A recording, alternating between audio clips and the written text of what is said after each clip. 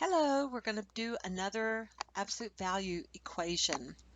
Okay, so the first rule of solving absolute value equations is to isolate the absolute value. So that means this little piece right here, we need to get that all by itself so that we can then set it up for the second part. Okay, so we're just going to use Algebra 1 or even pre-algebra order of operations. Actually, you've been learning order of operations since you were in elementary school. You just didn't know it. Okay, so we're going to eliminate the plus 8. So we're going to eliminate plus 8 with minus 8 on both sides of the equal sign. And of course, right there is the equal sign. Okay, so at that point, we're going to have this are going to cancel. Negative 16 minus 8, you start negative, you go more negative, you get even bigger negative. So it's going to be negative 24 is equal to the negative 12 times the absolute value of k divided by 5. Okay, so the next thing that I need to remove from the right-hand side of the equal sign is the negative 12. So I'm going to actually, this is being multiplied times the absolute value. So that means to undo the multiplication, I'm going to divide out the negative 12, divide by negative 12 on both sides of the equation, or the equal sign. So these two 12s are going to cancel. Negative 24 divided by negative 12. Negative divided by negative becomes a positive. 24 divided by 12 equals 2. So 2 is now equal to my absolute value of k divided by 5. So I now have isolated my absolute value. So now we're going to move to the second rule, which is to work it out twice.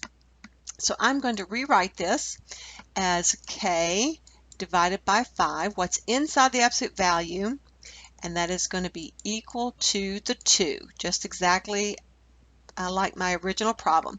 But then I'm going to work it out a second time, and it's k divided by 5 is equal to the negative 2, the negative value. So we're going to solve this, and we are going to multiply the first one by 5 because 5 in the numerator cancels with 5 in the denominator. I'll also do it to the other side of the equal sign to keep it balanced and equal. So k is equal to 10. So in just a moment we will test that and see if that is a valid solution for our absolute value equation. Let's go ahead and work out the other one over here. Let's see here. Okay, so I'm going to also do the same thing I did on the first one. I'm going to multiply both sides by 5 to keep it balanced and equal. 5 in the numerator cancels with 5 in the denominator, and I end up with k is equal to negative 10. So we are going to test this one also and see if it is a valid solution for our original absolute value equation. So to solve that, I'm going to plug 10 back into the original. So it says negative 16 is equal to negative 12 times the absolute value of k, which we said on the first equation is equal to 10. 10 divided by 5, absolute value, and then we have a plus 8. So we're going to just work this down. So negative 16 is equal to negative 12. Absolute value of 10 divided by 10 divided by 5 is 2. And the absolute value of 2 is 2. So we're just going to go ahead and write the 2 in there and then plus 8.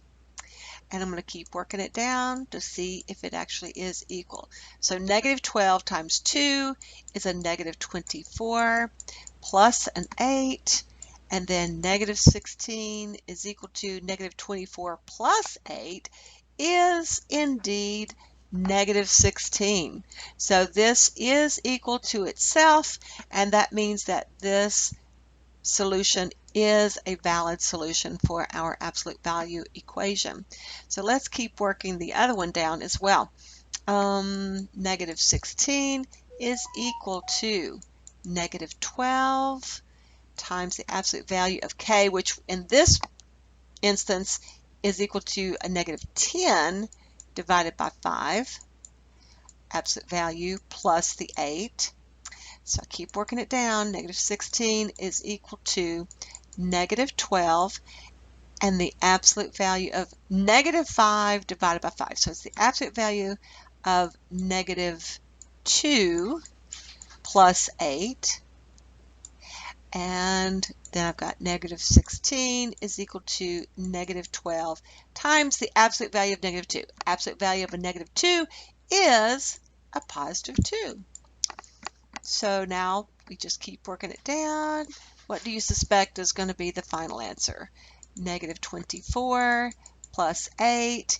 And again, negative 16 is equal to negative 16, which means that both of our solutions are valid solutions to our absolute value equation, and we do not have any extraneous solutions. Okay, hope this was helpful to you. Just click the like button, click the subscribe button, and we'll see you back soon.